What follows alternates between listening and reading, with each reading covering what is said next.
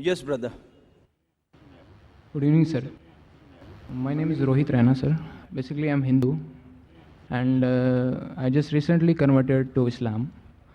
And not only because I'm in love with Muslim girl, not only because of that problems and all those things, because I accept Islam from my bottom of heart. And I tell you frankly, I don't know about Arabic, I don't know about Urdu from the very initially. And I don't know about the Sanskrit also, because I am from the Hindu background. Now I want to learn about Islam, not only because I am going to be married a Muslim girl.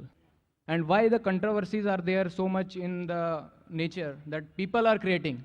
Not God is creating that controversy, and not God is not giving the message to people that do all those. If a non-Muslim marry a Hindu Muslim girl, and if a non-Muslim Hindu marry a Muslim girl, so why the controversies are there? And if I accept Islam, then there is no problem in their family also. So why there must be a lot of controversies? So please explain me. Brother asked a question that Alhamdulillah accepted Islam recently, and you're in love with a Muslim girl, but that was not the main reason he accepted Islam at the bottom of the heart. He says he doesn't understand Arabic, he doesn't know Sanskrit.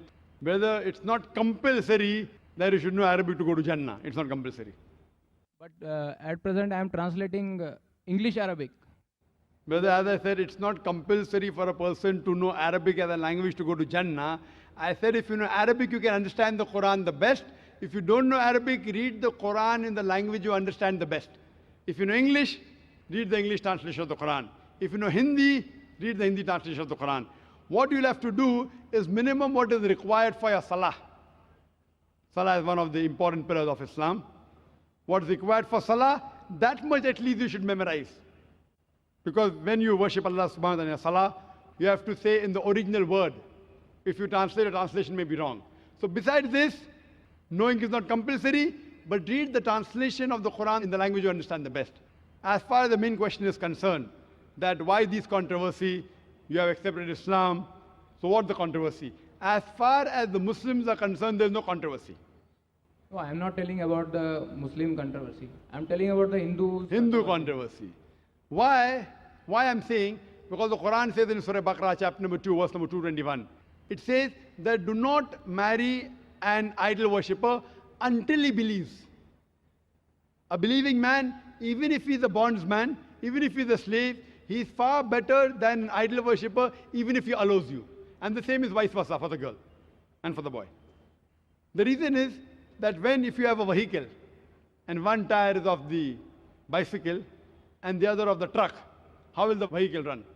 But naturally, all the tires should be similar, but natural, any good, pious girl would want that the husband also goes to Jannah, go to paradise. So if she has found the way to paradise, that's acquire peace by submitting her will to Almighty God, that's what she may have requested you, and that's the reason you accepted Islam. As far as the Hindus are concerned, you have to show them a video cassette.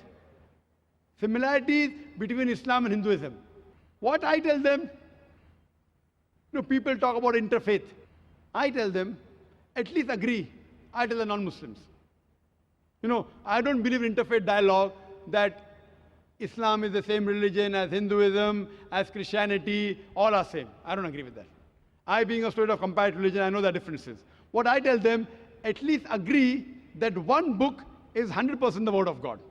So the Christian will say, I don't mind agreeing that Bible is 100% the word of God.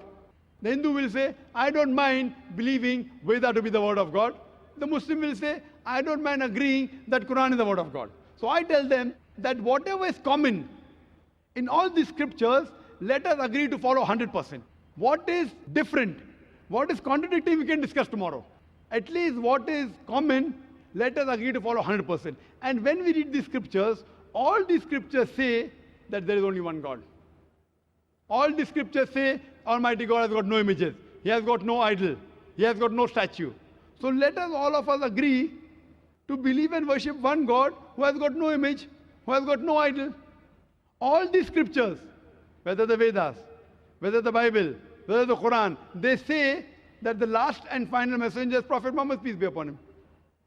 Even if you read the Bible, Jesus Christ, peace be upon him, said, it's mentioned in the Gospel of John, chapter number 16, verse number 12 to 14. Jesus Christ, peace be upon him, said, I have many things to say unto ye, but ye cannot bear them now. For he, when the Spirit of truth shall come, he shall guide you unto all truth. He shall not speak of himself. All that here shall he speak.